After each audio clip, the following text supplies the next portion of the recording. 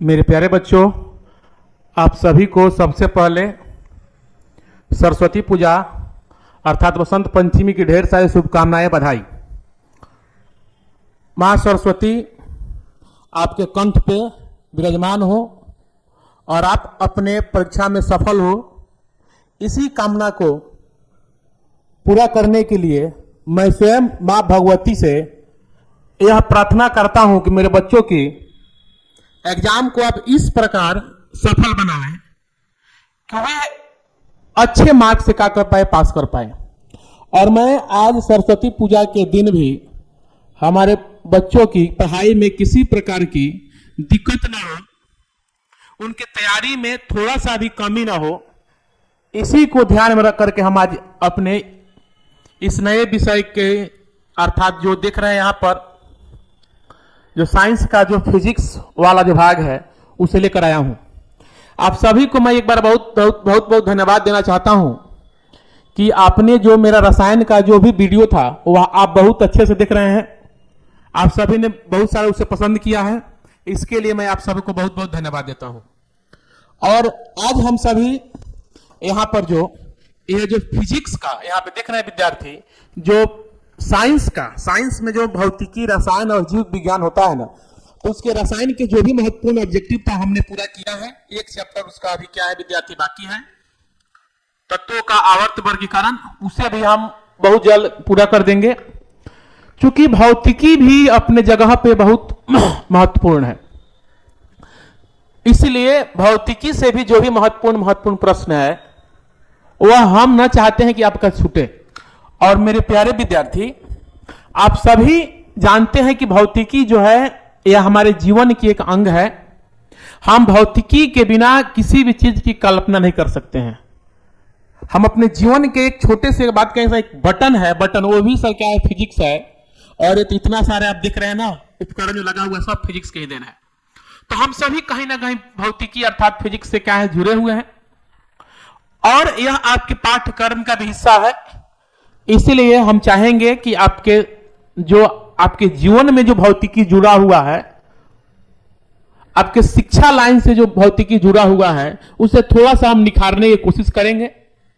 और इतना आप सभी को मैं आश्वस्त कर दूं कि यहां पे जो भी यह भौतिकी का जो प्रश्न है वह सारे के सारे प्रश्न बहुत ही महत्वपूर्ण है, एग्जाम के दृष्टि से महत्वपूर्ण है और आपके एग्जाम में आएगा ही।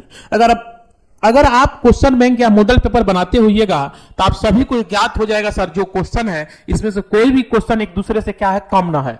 इसलिए आप सभी को एकदम अंतःकरण को शांत करके पढ़ना है, डरना नहीं है, घबराना नहीं है, समझना है और समझ करके क्या होना है, आगे बढ़ना है। ठीक है ना? तो हम शुरू करते। ये भी आप सभी को मालूम है सर, यह जो पहलू आप सोचो ना भाई, सोचो कभी कि जो व्यक्ति आपके लिए दिन रात एक कर दिया हो, हम लोगों को भी आकर के पढ़ाना होता है ना, तो सर की कितनी क्या किया जाए, प्रशंसा किया जाए वो कम है। आप सोचो, हम पढ़ा रहे हैं यहाँ पे, हमारे पढ़ाने से पहले स्वयं हम नहीं, कोई टेक्निकल टीम नहीं, सर के द्वारा ये सारे जो भौतिकी का जो क्वेश्चन है वो सेट किया जा रहा है और सर रात भर जग रहे हैं आपकी सफलता के लिए। तो आपको भी थोड़ा सा क्या होना होगा, मेहनत करना होगा, थोड़ा सा सपोर्ट कीजिए और जो भी यहां से पढ़ा जा रहा है उसे दूसरे बच्चों तक पहुंचाइए ताकि उन्हें भी यह समझ में आवे। तो मैं सर का बहुत बहुत धन्यवाद देता हूं कि उन्होंने इतनी सुंदर पहल की है और भौतिकी के सेशन को हम लेकर के आए हैं। आप सभी देखें, अच्छा लगे तो जरूर, या गलत लगे आप जरूर अपनी राय दें, क्योंकि आपके राय को हम बहुत ध्यान से देखते हैं। हम हैं, हमारी टीम के जो भी हैं, स्वयं सर भी, इसलिए आप अपनी राय दीजिए, गलत सही राय जरूर दीजिए। ठीक है ना? तो हम शुरू करते हैं भौतिकी का जो क्या है सेशन है और देखते हैं कि भौतिकी का जो सबसे महत्वपूर्ण प्रश्न है उस प्रश्नों की कड़ी में हम आप सबके साथ क्या हो रहे हैं, जुड़ रहे हैं। देखिए पहला क्वेश्चन विद्यार्थी क्या है, देखिए यह जो है प्रकाश का परावर्तन और अपवर्तन से 70 क्वेश्चन हम लेकर के आए हैं। जो प्रकाश के परावर्तन और अपवर्तन समझते हैं ना विद्यार्थी, परावर्तन अपवर्तन आपके हमारे एग्जाम की दृष्टि से कितने महत्वपूर्ण है। और आप सबको हम नहीं बताने जा रहे हैं कुछ, ऐसा नहीं है कि आप नहीं जानते हैं विद्यार्थी कि सारी परावर्तन क्या होता है, अपवर्तन क्या होता है। इसलिए हम इसमें समय नहीं बर्बाद करेंगे, लेकिन इतना जरूर है, इतना तो नहीं है जो थोड़ा सा भी कोई विद्यार्थी जानता है ना, अगर भौतिकी पढ़ा है तो फर्स्ट चैप्टर में प्रकाश का परावर्तन मिलता है। विद्यार्थी याद रहे, जैसे ही परावर्तन की जब जिक्र हो, आप अल्फाबेट का भी जो होता है याद रखना है कि प्रकाश को इधर से आना है, इधर से आना है और इधर चले जाना है, और इसकी घटना एकदम बिल्कुल किसी भी चिकने सरफेस हो, कोई दर्पण हो, आया लौट के टकरा के चला गया, हो गया प्रकाश का परावर्तन। कोई बहुत बड़ा क्या है विद्यार्थी, इशू क्या है ये नहीं है, ठीक है ना, इसलिए घबराना नहीं है, ठीक है ना। 2 मिनट रुकिए, थोड़ा सा फोन आ रहा है ना, थोड़ा सा फोन थोड़ा सा ऑफ कर देने दीजिए, ठीक है। तो परावर्तन समझ में आया ना भाई, परावर्तन में क्या होता है, इधर से आओ इधर को जाओ, बस परावर्तन हो गया। अपवर्तन क्या है, आपको नहीं लगता है अपवर्तन? अपवर्तन में विद्यार्थी वही है जो अपना, जो कोई भी जब प्रकाश होता है ना, जब माध्यम बदलने के बाद अपना दिशा बदल ले, उसे क्या कहेंगे हम विद्यार्थी, अपवर्तन कहते हैं। तो चैप्टर बहुत कठिन नहीं है, और हम कठिन लगने भी नहीं देंगे कि आपको लगे कि ना सर भौतिकी क्या है बहुत हार्ड है, कुछ हार्ड नहीं है। आपको यो नहीं बताने जा रहे हैं कि सर भौतिकी को अंग्रेजी में सबको जानते हैं सर, फिजिक्स है, फिजिक्स का एक फ्यूसिस शब्द है जिसका अर्थ नेचुरल साइंस होता है, यह बताने की आवश्यकता नहीं है, आप सभी जानते हैं। लेकिन हम इसलिए इसके बारे में थोड़ा सा बता दे रहे हैं क्योंकि भौतिकी या भौतिकी के बारे में जानिए, यह हमारी अंग है, हमारे विभिन्न, हमारे जिस प्रकार शरीर का एक आंख है, नाक है, पैर है, उसी प्रकार भी हमारे शरीर का एक अंग है। इसके बिना हम अपने जीवन की कल्पना नहीं कर सकते हैं विद्यार्थी। तो आप परावर्तन तो जानते हैं, अपवर्तन भी जानते हैं, और इसी परावर्तन और अपवर्तन से जो भी महत्वपूर्ण प्रश्न जो बन रहा है ऑब्जेक्टिव का, उस प्रश्न को हम लेकर के आए हैं, ठीक है ना। तो आपका समय न खाते हुए, न बर्बाद करते हुए, एग्जाम को ध्यान में रखते हुए विद्यार्थी हम देखते हैं अगले प्रश्न की तरफ। क्या होते हैं, बढ़ते हैं। देखिए पढ़ा जाए, बताइए सर कितना महत्वपूर्ण प्रश्न है। सवाल देखिए, दाढ़ी बनाने में हजामत के लिए कौन सा दर्पण, सबको मालूम है, सबको मालूम है, ऑफलाइन क्लास हो या ऑनलाइन सब में हम आप सबको बताते हैं। सर जो दर्पण है ना, अवतल है चाहे उत्तल है, जब दर्पण के उपयोग में पढ़ेंगे तो एक दर्पण आता है विद्यार्थी, अवतल दर्पण। कौन दर्पण, अवतल दर्पण। और यह अवतल दर्पण होता है, इसका उपयोग सर्च लाइट, सोलर लाइट जो सर्च लाइट होता है, सोलर कुकर, हजामती दर्पण, नाक, कान, गला के डॉक्टर क्या करते हैं, इसका उपयोग करते हैं। गाड़ी की हेडलाइट, तो यह बहुत महत्वपूर्ण है। कोई जरूरी नहीं है विद्यार्थी है कि ऑब्जेक्टिव में ही आए, सब्जेक्टिव में ही पूछ देता है कि अवतल दर्पण का 2 उपयोग लिखे, अवतल दर्पण का 3 उपयोग लिखे, उत्तल दर्पण का 3 उपयोग लिखे। कभी कभी तो ऐसा कहता है कि अवतल और उत्तल दोनों का 3-3 उपयोग लिखे। तो विद्यार्थी खूब ध्यान से समझिए। अब आपको लग गया होगा सर क्वेश्चन का लेवल क्या है, आपके एग्जाम को ध्यान में रख करके ही सारे क्वेश्चन को बनाया गया है। तो दाढ़ी बनाने के लिए कौन सा दर्पण, तो समतल दर्पण अभी बता दिए नहीं, उत्तल दर्पण नहीं, इनमें से नहीं से नहीं हो सका। क्या होगा विद्यार्थी, हो जाएगा आपका अवतल दर्पण। अवतल दर्पण का ही उपयोग हम लोग हजामती दर्पण के रूप में करते हैं। अगला है, निम्नलिखित में से दर्पण सूत्र कौन है, दर्पण सूत्र कौन है। तो आपने पढ़ा होगा 1/v + 1/u = 1/f। यही क्या है विद्यार्थी, दर्पण सूत्र। देखिए इस रूप में कोई है यहाँ पे, यह नहीं है, यह नहीं है, यह नहीं है। हाँ देखिए 1/v + 1/u = 1/f। तो विद्यार्थी 2 का जवाब हो जाएगा 1। चलिए अगला है, लेंस की क्षमता कैसे ही मात्रक। जो लेंस की जो क्षमता होता है, इस कैसे ही मात्रक, सेंटीमीटर इनवर्स होता है, मीटर होता है, सेंटीमीटर होता है, या फिर डायप्टर। तो विद्यार्थी क्या होता है, लेंस की क्षमता कैसे ही मात्रक क्या हो जाता है, तो डायप्टर होता है। अगला है, प्रकाश के अपवर्तन के कितने नियम है। ध्यान से खूब बढ़िया समझना है। प्रकाश के परावर्तन पूछे या प्रकाश का अपवर्तन पूछे, और नियम पूछे तो विद्यार्थी बस तन मारना है, कितने, 2। अब कोई पूछेगा, अगर कह दिया कि सर प्रकाश के परावर्तन अपवर्तन के नियम क्या है, तो सीधी सी बात है भाई, जब अगर हम प्रकाश के अपवर्तन में आते हैं तो आपतित किरण, अपवर्तित किरण और अभिलंब एक तल में हो जाता है। आपतन कोण की जाया, अपवर्तन कोण की जाया क्या होता है, बराबर होता है। यही है जिसे हम स्नेल का नियम भी कहते हैं। यानी यही पूछता है कि अपवर्तन के कौन सा नियम को हम स्नेल का नियम कहते हैं। अपवर्तन का जो दूसरा नियम होता है, 2 नंबर का जो नियम होता है ना, उसे हम स्नेल का नियम भी बोलते हैं। तो होगा ना, प्रकाश के अपवर्तन के कितने नियम है, तो विद्यार्थी प्रकाश के अपवर्तन कहे या प्रकाश के परावर्तन कहे, इसके नियम कितने हैं, तो 2 है। अगला है, हीरे का अपवर्तनांक। बाप रे बाप, देखिए कितना महत्वपूर्ण है।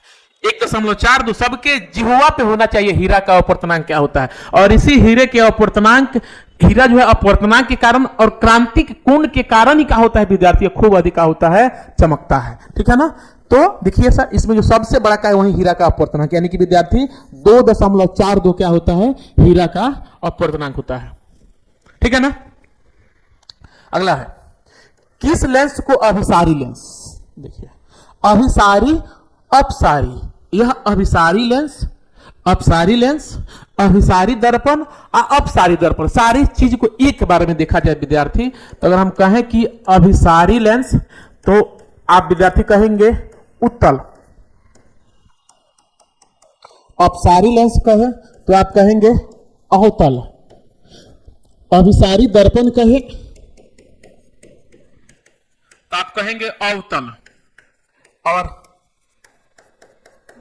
अपसारी दर्पण कहे तो आप कहेंगे विद्यार्थी उत्तल। याद रखना है, समझना है कि सर अब ये भी तो जानना होगा सर अपसारी अभिसारी का मतलब क्या है। सीधी सी बात है भाई, कोई चीज एक बिंदु से निकल के फैल जाए, एक बिंदु से निकल कर क्या हो जाए, फैल जाए। जैसे कि यहाँ पे जो लाइट जल रहा है क्या किसी एक बिंदु से निकल रहा है और उस पूरे रूम को क्या है प्रकाशित किया हुआ, तो अपसारी है, फैल रहा है। और जब यही प्रकाश जाकर एक बिंदु पे क्या हो जाए, फोकसित हो जाए, तो अभिसारी हो जाएगा। तो दर्पण में कहे तो अवतल दर्पण और लेंस में कहे तो उत्तल लेंस। देखिए ये गाड़ी के जो हेडलाइट में जो होता है ना, गाड़ी के हेडलाइट, उसमें अवतल दर्पण लगा होता है, जानते हैं क्या है, क्योंकि ये प्रकाश को एक बिंदु पे क्या करे, केंद्रित करे, ताकि उसका प्रकाश जो हो बटे नहीं, एक दिशा में डायरेक्ट जाए और दूर तक लौके। अगर वहां पे किसी कारणवश अगर हम अवतल दर्पण को वहां से हटा करके उत्तल दर्पण लगा दिया जाए तो कुछ ही दूर प्रकाश क्या हो जाएगा, फैल जाएगा और दूर तक फिर हम नहीं देख पाएंगे। सर्च लाइट में किसी कारणवश जाइए, चुपके अगर आप मिस्त्री हैं, अवतल दर्पण निकाल लीजिए, अवतल दर्पण लगा दीजिए और थमा दीजिए, जाओ भाई पकड़ लो, अब नहीं पकड़ पाएगा ना। जैसे ऑन करेगा तुरंत प्रकाश फैल जाएगा। तो जब प्रकाश एक बिंदु से निकल के विद्यार्थी फैल जाए तो उसे हम अपसारी कहेंगे, और जब प्रकाश एक बिंदु पर आकर केंद्रित हो जाए तो विद्यार्थी उसे अभिसारी कहेंगे। ठीक है ना। तो देखिए क्या कहता है, किस लेंस को अभिसारी कहते हैं, अभिसारी कह रहा है, यानी कि एक बिंदु पर केंद्रित। तो देखो विद्यार्थी लिखे हाँ अभिसारी लेंस का होता है उत्तल, तो आप एक बार में मारेंगे सर उत्तल लेंस हो जाता है।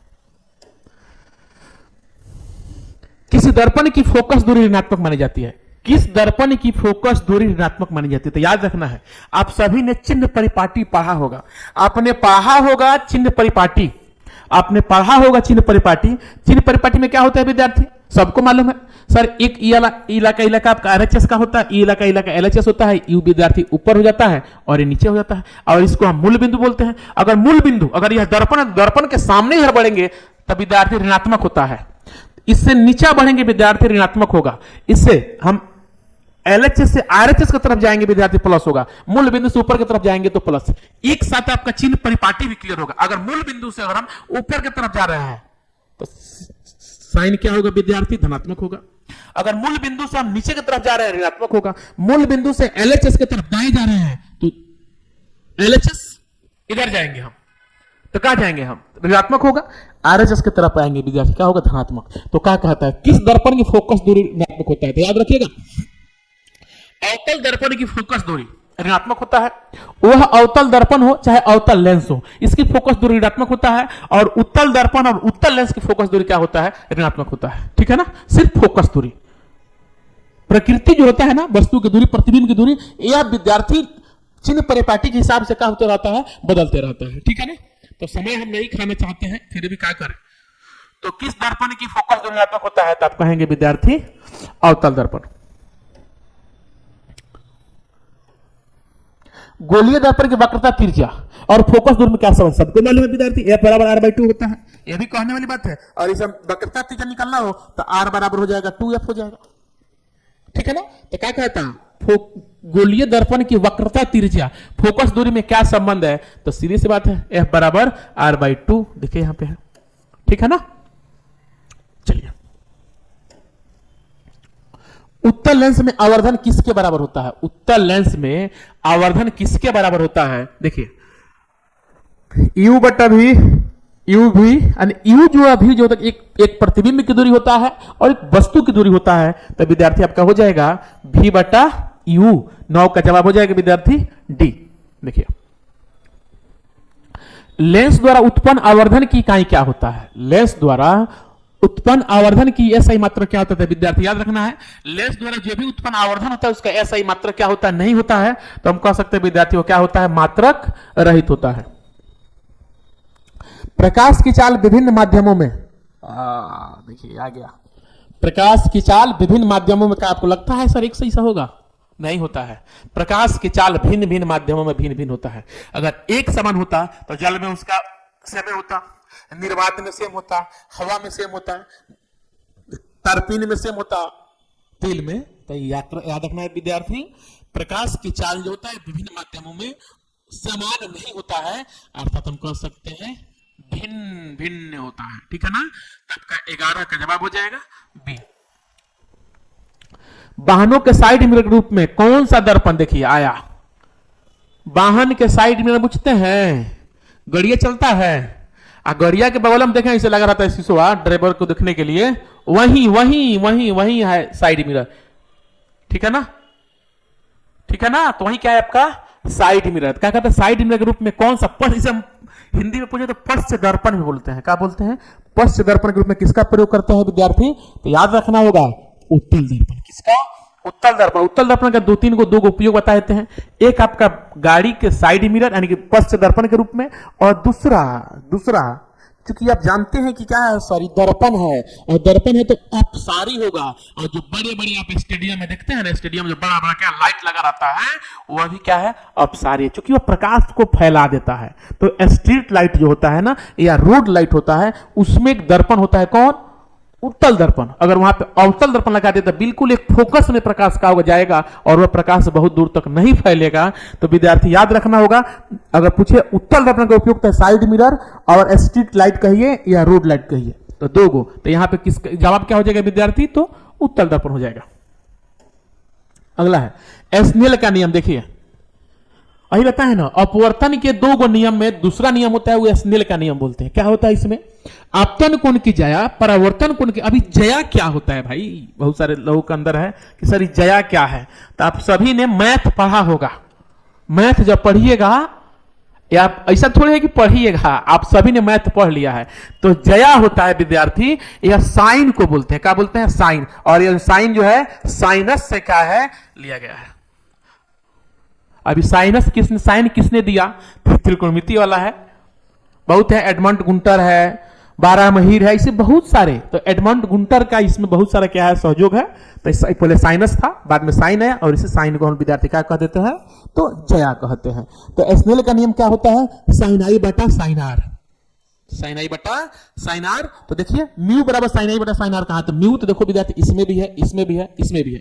यह देखिए यहाँ पे sine i minus sine r है, यहाँ पे sine i plus sine r है, और यहाँ पे साइन आई बटा साइन आर। तो जवाब हो जाएगा 13 का ये हो जाएगा।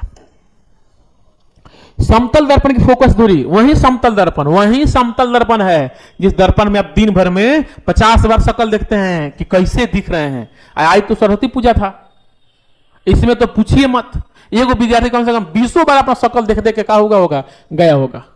तो कौन दर्पण है? जानते हैं शीशा है, लेकिन कौन दर्पण है? जी वही है समतल दर्पण। जिस दर्पण में क्या होता है? आप अपना शक्ल देखते हैं, अपना रूप देखते हैं, वही है समतल दर्पण। और समतल दर्पण की फोकस दूरी क्या होता है विद्यार्थी? शून्य नहीं होता है, इसकी फोकस दूरी क्या होता है विद्यार्थी? अनंत। वास्तविक एवं समान आकार का प्रतिबिंब पाने हेतु वस्तु को उत्तल लेंस के सामने कहां रखते हैं? क्या कहता है? वास्तविक और समान आकार का प्रतिबिंब पाने के लिए वस्तु को उत्तल लेंस के सामने कहां रखा जाता है? फोकस पर रखते हैं, फोकस दूरी के दुगुने पर, अनंत पर, या ध्रुव पर। तो याद रखें विद्यार्थी, ध्रुव पर क्या होता है? कोई प्रतिबिंब का होता है यहाँ पे नहीं बनेगा। अनंत पर बन सकता है, लेकिन यहाँ पे कहते हैं वास्तविक एवं समान आकार के प्रतिबिंब प्राप्त करने के लिए उसे कहा 2f यानी कि फोकस दूरी के दुगुने पर का होना किया जाता है, तो उसे रखा जाता है। निर्वात में प्रकाश की चाल कितनी होती है? निर्वात में प्रकाश की चाल कितनी होती है? तो सबको मालूम है 3 × 10⁸ मीटर प्रति सेकंड। किस लेंस को अपसारी बताए हैं? याद रहे, उत्तल लेंस को कहते हैं अभिसारी लेंस, अवतल को बोलते हैं अपसारी। तो दोनों तो होगा नहीं, इनमें से कोई की तो चर्चा नहीं, तो क्या हो जाएगा विद्यार्थी? आपका हो जाएगा विद्यार्थी अवतल। अपसारी लेंस कह रहा है ना, तो हो जाएगा आपका अवतल लेंस। सोलर कुकर में किस दर्पण, अच्छा देखिए कितना सुंदर सवाल है। सोलर कुकर, सोलर कुकर जो गर्मी के दिनों में या वैसा जगह जहां पे सूर्य की प्रकाश पर्याप्त मात्रा में उपलब्ध हो, वहां पे हम सोलर कुकर का प्रयोग करते हैं। सोलर कुकर का प्रयोग वैसे जगहों पे जब आप पढ़ेंगे लघुतरीय में, सोलर कुकर की सीमाएं, कि सोलर कुकर का हम प्रयोग कहां नहीं कर सकते हैं, तो बरसात के दिनों में नहीं कर सकते हैं, ठंडे इलाकों में नहीं कर सकते हैं, साथ में इसमें आप किसी चीज को फ्राई नहीं कर सकते हैं, इसमें आप रोटी नहीं बना सकते हैं, इसमें खाना बनाने में लंबा समय लगता है। आप सोचिए कि घर में कोई बैठा लोग है, अब मां कह के रोक बाबू, रख के आते हैं बनाते हैं कुकर में, आज लाए हैं सोलर कुकर खरीद के, उससे में क्या होगा आज खाना बनेगा, हो गया, बन जाएगा, बन जाएगा। था चले कि संबंधी जी का हो जाएंगे, आएंगे बैठेंगे और फिर चले जाएंगे, फिर में गैस में क्या होगा बनेगा। तो है अच्छी है, लेकिन कहां पे है, जहां पे प्रकाश क्या हो, सूर्य के प्रकाश एकदम पर्याप्त मात्रा में उपलब्ध हो, वहां पे हम इसका प्रयोग कर सकते हैं। अब क्या कहता है सवाल, देखिए इसका सवाल कहता है सोलर कुकर में किस दर्पण का हम प्रयोग करते हैं। उत्तल दर्पण का प्रयोग करेंगे ना भाई, ये तो प्रकाश को फैला देगा। अवतल दर्पण, जी अवतल दर्पण, क्योंकि अवतल दर्पण क्या होता है, अभिसारी होता है। क्या होता है अवतल दर्पण, यही ना विद्यार्थी है कौती हम लोग का, यही ना है अवतल दर्पण। और यहां से जब क्या होगा, जब प्रकाश जब इसे क्या होता है, जब जाता है ना विद्यार्थी, तो यह प्रकाश क्या होता है एक बिंदु पे क्या होता है, यहाँ पे केंद्रित होगा, तो आपको नहीं लगता है कि यहाँ पे क्या होगा, उष्मा आएगा। अच्छा उष्मा होगा तो गर्म होगा, जब गर्म होगा तो क्या होगा, खाना बन जाएगा। तो सवाल कहता है सोलर कुकर में किस दर्पण का प्रयोग करते हैं, तो हम करते हैं अवतल दर्पण का। यदि किसी लेंस द्वारा उत्पन्न आवर्धन ऋणात्मक हो तो प्रतिबिंब कैसे, याद रखना है, जब उत्पन्न आवर्धन ऋणात्मक होगा तो प्रतिबिंब होता है वास्तविक और उल्टा। लेकिन जब आवर्धन क्या हो, लेंस द्वारा उत्पन्न आवर्धन जब धनात्मक हो तो क्या होता है, वास्तविक और सीधा होता है, ठीक है ना। लेकिन यहां पे क्या कहता है, यदि किसी लेंस द्वारा उत्पन्न आवर्धन ऋणात्मक हो तो प्रतिबिंब कैसा होगा विद्यार्थी, तो प्रतिबिंब हो जाता है वास्तविक एवं उल्टा हो जाता है। हवा में प्रकाश की चाल निर्वात की अपेक्षा कम होता है। 20 सेंटीमीटर फोकस दूरी वाले उत्तल लेंस की क्षमता, देखिए तो सबसे पहले समझेंगे विद्यार्थी लेंस की क्षमता, कि लेंस की क्षमता क्या है, ठीक है ना। तो लेंस की क्षमता होता है जो P बराबर क्या करते हैं 1 बटा क्या करते हैं एफ कर देते हैं, 1 जो होता है जो क्या होता है मीटर के बराबर होता है, तो 1 बटा एफ, तो क्या कहता है फोकस दूरी, तो 1 बटा क्या कर दीजिए 20 कर दीजिए, काटाकुटी कर दीजिए 0.5। अब कथी में दे रहा है भाई, सेंटीमीटर में है, कितना में है, तो सेंटीमीटर में। देखो यहाँ पे सेंटीमीटर नहीं है, लेंस की क्षमता का मतलब डायप्टर दिया है, तो कितना है 0.5 डायप्टर आया। लेकिन याद रहे उत्तल लेंस का क्या होता है, तो फोकस दूरी धनात्मक होता है, तो प्लस है, तो प्लस देखिए यहाँ पे प्लस भी 5 दिया और माइनस है, तो क्या हो जाएगा विद्यार्थी +5 डायप्टर। सर्च लाइट की परावर्तक सतह बताए हैं, याद कीजिए, पहले ही क्वेश्चन बता दिया सर्च लाइट की परावर्तक सतह कैसा होता है, तो विद्यार्थी क्या होता है अवतल। अगर उत्तल रहता तो प्रकाश को फैला देता, और सर्च लाइट से हम किसी चीज को क्या करते हैं, किसी व्यक्ति को वस्तु को, देखिए ना प्रशासन के पास बहुत अधिक रहता है, किसी चीज को क्या होना होता है पकड़ना होता है, तो ठीक है ना। तो जवाब क्या हो जाएगा इसका, 22 का हो जाएगा, डी हो जाएगा। अवतल दर्पण से आभासी सीधा तथा बड़ा प्रतिबिंब पाने के लिए वस्तु कहां रखी जाती है, तो हम कह सकते हैं ध्रुव और फोकस के बीच। प्रकाश की किरणें कैसे गमन करती है, तो प्रकाश की जो किरण होती है विद्यार्थी, यह एक सीधी रेखा में क्या होती है, गमन करती है। तेलीय कागज होता है, बताए हैं सर, पारदर्शी, यानी कि जब प्रकाश किसी वस्तु को आर पार कर जावे उसे पारदर्शी, जब प्रकाश किसी वस्तु को आर पार न करे अपारदर्शी, लेकिन जब प्रकाश किसी वस्तु को आंशिक रूप से क्या करती है, पार करती है, उसे क्या कहते हैं विद्यार्थी, हम पारभासी कहते हैं, या अर्ध पारदर्शी कह सकते हैं। तो आपका जवाब हो जाएगा सी।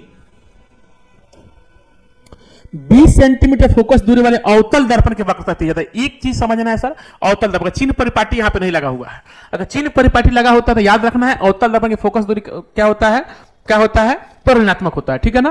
तो लेकिन यहाँ पे चिन्ह परिपाटी का कोई चिन्ह नहीं है, सिर्फ कहता है कि 20 सेंटीमीटर फोकस दूरी वाले अवतल दर्पण की वक्रता त्रिज्या। तो बताया ना कि सर f बराबर क्या होता है r/2, और यहाँ पे क्या दिया है, फोकस दिया है, f दिया है, 20 दिया है, और हमसे क्या कह रहा है वक्रता त्रिज्या। तो देखो तो यहाँ पे r बराबर क्या होता है 2f होता है, तो हम क्या कर देंगे, तो r बराबर कितना, f कितना दिया है विद्यार्थी 20 दिया है, तो हम 20 में 2 से गुना कर देंगे, यानी कि हो जाएगा 40। याद रखना है खूब बढ़िया से, इसका एक ट्रिक है, समझ जाइए। अगर फोकस दिया हो, क्या दिया हो विद्यार्थी, फोकस दिया हो, ठीक है ना, क्या दिया हो, अगर फोकस दिया हो ना, फोकस अगर आपसे वक्रता त्रिज्या कहे तो दुगुना कर दीजिए। अगर 10 दिया तो 20, 20 दिया है तो 40, 40 दिया हो तो 80। अगर वक्रता त्रिज्या दिया हुआ है तो आधा कर दीजिए। अगर वक्रता त्रिज्या 30 सेंटीमीटर है तो फोकस दूरी 15 होगा। वक्रता 40 है तो फोकस दूरी क्या होगा? 20 होगा। तो आपका जवाब हो जाएगा विद्यार्थी 40 सेंटीमीटर। अगला है ईएनटी डॉक्टर किस दर्पण का उपयोग करते हैं? ईएनटी पूछते हैं ना, डॉक्टर हैं। अब वही बता दिए सर, जो डॉक्टर जो होता है ना खास करके किस दर्पण का? तो विद्यार्थी अवतल दर्पण का। और आपका जवाब हो जाएगा 27 का बी, अवतल दर्पण। हवा से कांच में प्रवेश करने में प्रकाश की किरणें मूर्ति है, तो खूब ध्यान समझिए। अगर हम मान लेते हैं कि विद्यार्थी अगर क्या है? कांच है। क्या है? अगर कांच है और यहां पर यहां से प्रकाश यहां से इन कर रहा है, तो अगर इसे हम 1-2 मिनट रुक जाइए।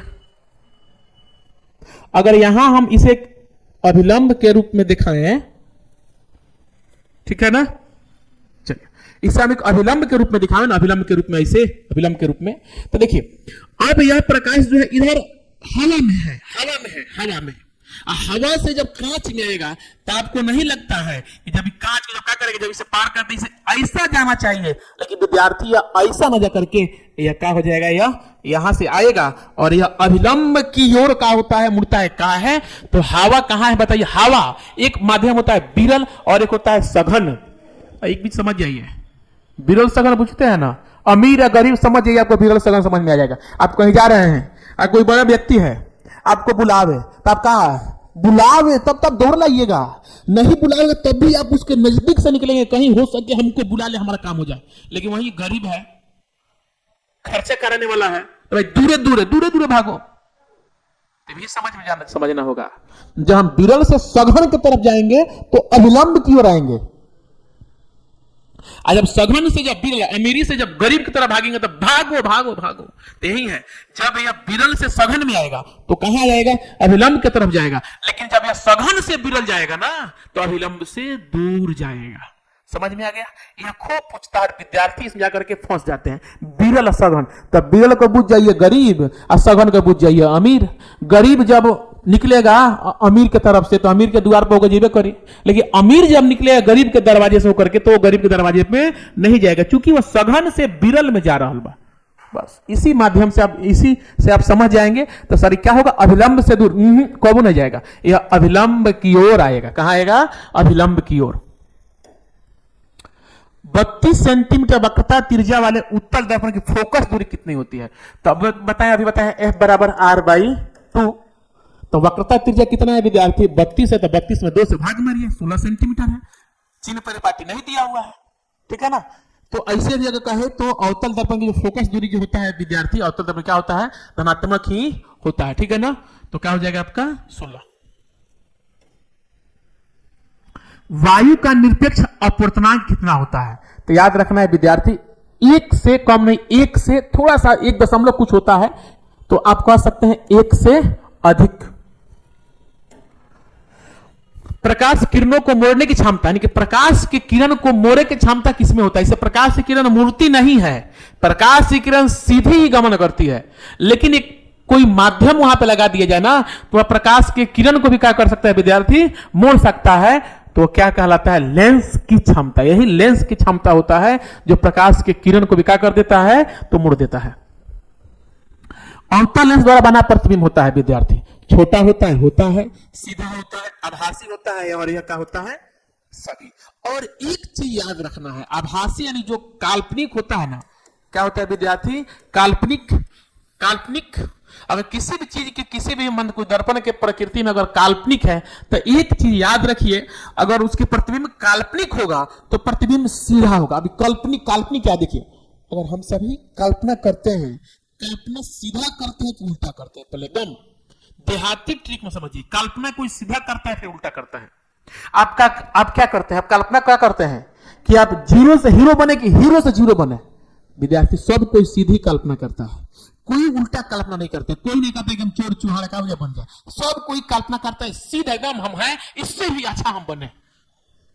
तो जहां आभासी रहे बुझ जाना है, जहां काल्पनिक रहे बुझ जाना है, वहां का प्रतिबिंब भी क्या होगा विद्यार्थी? तो सीधा होगा। तो यहां पे तो छोटा भी है, सीधा भी, आभासी भी है, तो आप मार सकते हैं इनमें सभी। निम्नलिखित में से किसका अपवर्तनांक सबसे अधिक? अरे हीरा का मारो 2.42। अगला प्रश्न है, यदि किसी लेंस की क्षमता -2D है तो उसकी फोकस दूरी क्या होती है? तो ध्यान से समझना होगा। क्या कहते हैं? लेंस की क्षमता। तो हम जानते हैं लेंस की क्षमता को P बराबर क्या लिखते हैं विद्यार्थी? 1/f लिखते हैं। और यहाँ पे क्षमता कितना दिया है? तो -2 दिया है, तो -2 बराबर 1/f लिख सकते हैं।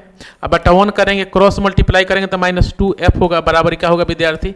1 होगा। और क्या होता है तो विद्यार्थी मीटर में, कथी में होता है? एक क्या एक जो यहाँ पे दिया था, एक कथी होता है विद्यार्थी? मीटर होता है, जो 100 सेंटीमीटर के बराबर होता है। तो हम लिख सकते हैं 1/-2, कटाएंगे कितना हो जाएगा विद्यार्थी? -0.5। क्या है भाई? तो ये मीटर में आता है। कथी में आता है? मीटर में। तो देखिए मीटर में अगर दिया होगा तो ठीक है था, देखिए यहाँ पे दिया है 0.5 मीटर। अगर सेंटीमीटर में होता तो सेंटीमीटर में निकालते। चूंकि यह इसकी जो लेंस की क्षमता होता है जिसे हम 1/f लिखते हैं, तो ये 1 जो होता है विद्यार्थी मीटर में होता है। अगर आंसर अगर आपका सेंटीमीटर में देता है तो आपको सेंटीमीटर बदलना पड़ेगा। अगर सेंटीमीटर में आंसर निकल रहा है, मीटर में पूछ रहा है, तो फिर आपको मीटर में क्या करना होता है? बदलना पड़ता है। तो इसका सही जवाब हो जाएगा -0.5 मीटर। देखिए ध्यान से, यहाँ पे 2 गो है, एक -0.5 मीटर है और एक 0.5 मीटर, यानी कि एक प्लस में है। तो याद रहे यहाँ पे क्षमता कथी में दिया है? माइनस में दिया, इसलिए इसका जवाब भी कथी में आएगा विद्यार्थी? माइनस में। अगला है फोटोग्राफी कैमरे का विदृशक। यह वही फोटोग्राफी कैमरा है जिस फोटोग्राफी कैमरा से हम लोग फोटो खींचते हैं, या जो शादी विवाह में जो वीडियोग्राफी होता है उसका जो लेंस होता है, लेंस वह किसके तरह होता है? तो विद्यार्थी वह उत्तल लेंस की तरह होता है। पानी से भरी बाल्टी की गहराई कम मालूम पड़ने के क्या कारण है? कहता है कि पानी से भरी बाल्टी की गहराई कम मालूम। तो देखिए, जब हम यह जो प्रकाश के परावर्तन और अपवर्तन पढ़ रहे हैं, जब आप अपने क्लास में अपवर्तन चैप्टर को, जब अपवर्तन को अध्ययन किए हुए, तो आप मालूम चला होगा कि सर जब प्रकाश एक माध्यम से दूसरे माध्यम जाता है तो उसका दिशा बदलता है। और इसी अपवर्तन के कारण तारा का टिमटिमाना देखे होइएगा। इसी अपवर्तन के कारण जो मछली जो कहाँ होती है? तालाब में होती है, जो तालाब के बहुत नीचे होती है लेकिन हमें बिल्कुल ऊपर दिखाई देती है। इसी अपवर्तन के कारण किसी बर्तन में पानी या नदी या तालाब का जो पानी का सतह होता है हमें ऊपर उठा हुआ प्रतीत होता है। तो किसी प्रकार के वस्तु का, हाँ साथ में भी पूछता है कि मछुआरे को नदी में या तालाब में मछली भेजने में कठिनाई क्यों होता है? तो इसका अगर एक शब्द में विद्यार्थी जवाब देना हो तो एक बार कह देना होगा आपको अपवर्तन। अगर कहे कि विस्तृत रूप से तो कहना होगा अपवर्तन के कारण मछली अपने वास्तविक ऊंचाई से आभासी पे पहुंच जाती है, माने जो उसका वास्तविक होता है वहां पे न दिख करके वह काल्पनिक रूप से बहुत ऊपर दिखती है। और जो मछली जो भेजने वाला जो मछुआरा होता है क्या करता है? उसे अगर वह ना जानता है तो क्या करता है? ऊपर ही क्या करता है? तीर मारता है अपना, जिसके चलते उसे मछली भेजने में क्या होता है? कठिनाई होता है। अगर वही जो जानकार होता है क्या होता है? बीच नीचे तक क्या करता है? तीर को मारता है और जाकर मछली में क्या हो जाता है? वो लग जाता है। तो मछली का भी अपने सतह से ऊपर दिखना अपवर्तन है। तालाब के सतह का, पानी के सतह का ऊपर दिखना अपवर्तन है। तारे के टिमटिमाना अपवर्तन है। पानी में रखा हुआ छड़ी का टेढ़ा प्रति दिखना क्या है? अपवर्तन है। इसका जवाब हो जाएगा विद्यार्थी अपवर्तन हो जाएगा। लेंस की क्षमता बराबर होता है, लेंस की क्षमता होता है P बराबर 1/f। तो देखिए यहाँ पे 1/f है। किसी गोलीय दर्पण की वक्रता त्रिज्या 50 सेंटीमीटर, वक्रता त्रिज्या यानी कि R कितना दिया है विद्यार्थी? तो 50 सेंटीमीटर। और क्या पूछ रहा है? उसकी फोकस दूरी। तो हम बताए थे, याद कीजिए, F बराबर क्या होता है विद्यार्थी? R/2। कि R बराबर F/2 होता है? तो नहीं, F बराबर क्या होता है? R/, फोकस जो होता है वक्रता त्रिज्या क्या होता है? आधा होता है। तो हम क्या कर सकते हैं? तो यहाँ पे क्या पूछ रहा है? देखिए यहाँ पे वक्रता त्रिज्या दिया हुआ है तो हमें F निकालना है। तो 50/2 कर दीजिए, कितना हो जाएगा? 25 सेंटीमीटर यहाँ पे आपके सामने है। दर्पण के सामने किसी भी दूरी पर स्थित वस्तु का प्रतिबिंब यदि सीधा है तो दर्पण है। देखिए, अगर किसी भी दर्पण के सामने कोई भी प्रतिबिंब बिल्कुल सीधा बन रहा है तो याद रखना होगा या तो उत्तल होगा या तो क्या होगा? वो समतल होगा। तो आप कह सकते हैं समतल या उत्तल। समतल में भी क्या होता है? व्यक्ति का प्रतिबिंब कैसा बनता है? तो बिल्कुल सदैव का बनता है, सीधा बनता है। और उत्तल दर्पण में भी क्या बनता है? सीधा बनता है। तो इसका जवाब हो जाएगा विद्यार्थी डी हो जाएगा। नई कार्तीय चिन्ह परिपाटी के अनुसार दर्पण के सामने रखे गए बिंब की दूरी होती है। तो याद रखें, दर्पण के सामने हम किसी वस्तु को रखते हैं तो क्या होता है विद्यार्थी, वो हो जाएगा आपका ऋणात्मक हो जाएगा।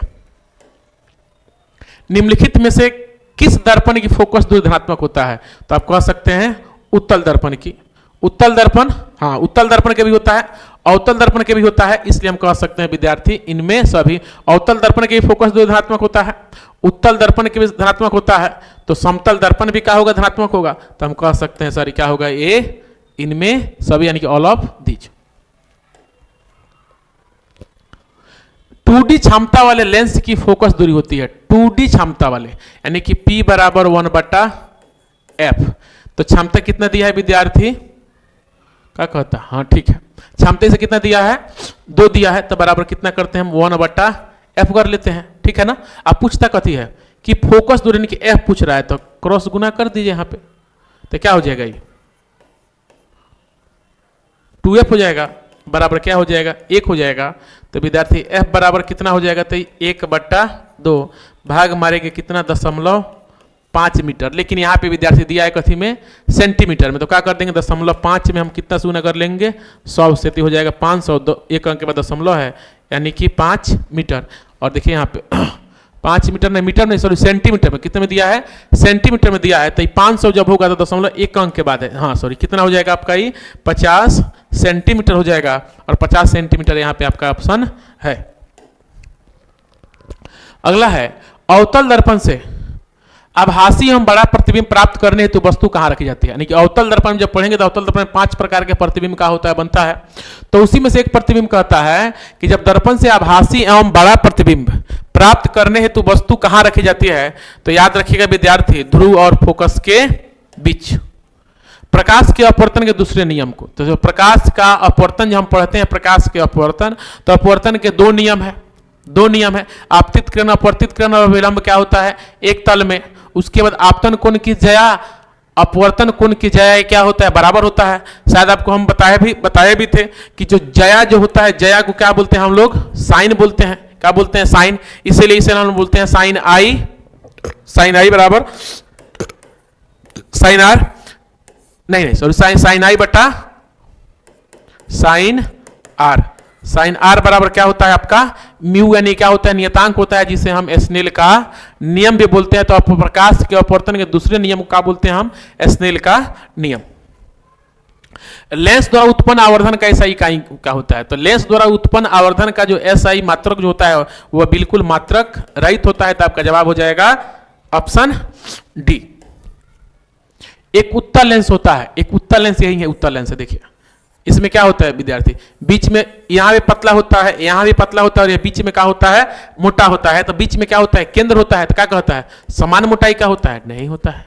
किनारों पर केंद्र से मोटा होता है ना, केंद्र पर किनारों से मोटा, हाँ क्या होता है, यहाँ जो केंद्र जो होता है यहाँ पे, यह क्या होता है, किनारों से क्या होता है यहाँ पे, अरे देखो ना भाई, यही क्या है आपका उत्तल लेंस है। तो आपका जवाब हो जाएगा ऑप्शन नंबर सी। समतल दर्पण द्वारा बना प्रतिबिंब, समतल दर्पण द्वारा बना प्रतिबिंब क्या होता है विद्यार्थी, आभासी होता है। क्या होता है, समतल दर्पण द्वारा बना प्रतिबिंब क्या होता है, आभासी होता है। अगला है कि लेंस से अपवर्तन के बाद किरणें जिस बिंदु पर मिलती है उसे क्या कहते हैं, तो विद्यार्थी उसे हम क्या कहते हैं, फोकस कहते हैं। अगला है, किसी लेंस द्वारा केवल आभासी प्रतिबिंब, कौन सा लेंस है जिसके द्वारा केवल आभासी प्रतिबिंब बनता है, तो आप कह सकते हैं अवतल लेंस। 1 मीटर फोकस दूरी वाले अवतल लेंस की क्षमता, यानी कि यहाँ पे फोकस दे दिया है, कितना दिया है, 1 मीटर दिया हुआ है, तो इसकी क्षमता भी 1D यहाँ पे, ठीक है। और कौन से है भाई, यहाँ पे लेंस भी नहीं चर्चा किया कि हम प्लस माइनस का करेंगे, हम करेंगे। अगर लेंस रहता, अवतल उत्तर रहता, तो थोड़ा सा संशय होता कि प्लस में होगा कि माइनस में होगा। तो यहाँ पे किसी लेंस, हाँ सॉरी, उत्तल लेंस की क्या है यहाँ पे क्षमता है, हाँ, तो क्या हो जाएगा आपका विद्यार्थी +1D। कौन सा दर्पण सदैव छोटा एवं सीधा प्रतिबिंब बनाता है, वो कौन सा दर्पण है जो हमेशा सीधा एवं छोटा प्रतिबिंब बनाता है, तो याद रखना होगा विद्यार्थी, वो आपका दर्पण होगा कौन, उत्तल दर्पण। अब कारण भी है, अगर यह छोटा दर्पण छोटा प्रतिबिंब नहीं बनाता तो शायद इसका प्रयोग हम लोग गाड़ी के साइड मिरर में नहीं करते। अगर यह बड़ा प्रतिबिंब बनाता तब तो कंटिन्यू एक्सीडेंट होता। आप सोचो ना, आप सोचिए कि अगर किसी गाड़ी में चोरी चुपके उसके साइड मिरर में अगर हम क्या कर दे, उत्तल दर्पण की जगह अवतल दर्पण लगा दे, तो क्या होगा, तो वह होगा जो गाड़ी होगा 5 फुट का, वो गाड़ी दिखाएगा 50 फुट, जो गाड़ी उससे बहुत पीछे होगा उसे दिखाएगा कि गाड़ी बिल्कुल निकट आ गया है, जिसके कारण बहुत अधिक घटनाएं हो जाती है। इसीलिए हम पश्च दर्पण के रूप में अवतल दर्पण की वरीयता नहीं देते हैं, क्योंकि वो बड़ा प्रतिबिंब बनाता है और उत्तल दर्पण क्या बनाता है विद्यार्थी, छोटा बनाता है। तो यहां पे तो कहते रहे कौन सा दर्पण हमेशा छोटा व सीधा, तो आपका जवाब होना चाहिए उत्तल दर्पण। यदि किसी उत्तल दर्पण की फोकस दूरी 25 सेंटीमीटर है तो उसकी वक्रता त्रिज्या क्या होगा, वक्रता त्रिज्या फोकस दूरी, तो F बराबर क्या होता है R/2। और क्या अगर फोकस दूरी दिया है 25, तो बताए तो थे जब फोकस दूरी देवे अब वक्रता त्रिज्या पूछे, तो वक्रता पूछे तो फोकस को दुगुना कर दीजिए, अगर वक्रता दिया और फोकस पूछ रहा तो आधा कर दीजिए, तो 25 है तो कितना हो जाएगा 50 हो जाएगा। तालाब का जल कम गहरा दिखाई देने का क्या कारण है, बस क्या बोलते हैं विद्यार्थी, उसे बोलते हैं अपवर्तन। इसी अपवर्तन के कारण तालाब का जल होता है कम गहरा दिखाई देता है। किसी माध्यम का अपवर्तनांक म्यू बराबर होता है क्या साइन आई बटा साइन आर के बराबर, साइन आर बटा साइन आई गुना sine i plus sine are.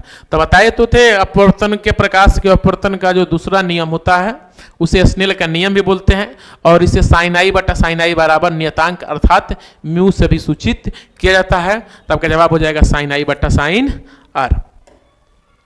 Lens की मुख्य फोकस की संख्या कितना होता है विद्यार्थी, तो 2 होता है। चलिए, थैंक यू आप सभी को, आप सभी ने इतने मन से लगन से इस सारे वीडियो को देखा, इसके लिए मैं आप सभी का बहुत बहुत धन्यवाद देता हूं। और मेरे प्यारे विद्यार्थी, इस वीडियो को सिर्फ देखना ही नहीं है, अपने दोस्तों के पास शेयर भी करना है और उनसे कहना भी है कि वो जुड़े। इसके लिए क्या करना होगा, थोड़ा सा कुछ नहीं करना, सब्सक्राइब कर लीजिए, अपने हित मित के साथ भेज दीजिए। उससे भी अगर आपको हमसे अधिक लगाव है तो अपने स्टोरी में इसे लगा लीजिए, ठीक है ना। तो आप सभी को बहुत बहुत धन्यवाद। फिर हम मिलते हैं इसी प्रकाश के परावर्तन अपवर्तन के बाद जो आपका चैप्टर है मानव नेत्र और रंग बिरंगा संसार, उसके महत्वपूर्ण ऑब्जेक्टिव प्रश्नों को हम लेकर आते हैं। तब तक के लिए आप सभी को बहुत बहुत धन्यवाद। जय हिंद।